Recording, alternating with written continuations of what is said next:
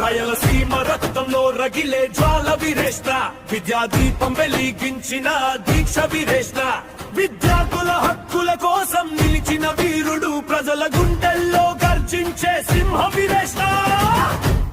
కర్నూలు నేలపై ఆశల విత్తనం నాటినాడు, విశ్వవిద్యాలయ స్వప్న నిజం చేసినాడు, రాయలసీమ యూనివర్సిటీ రూపమిచ్చినాడు, విద్యార్థుల భవిష్యత్తు వెలుగులతో నింపినాడు.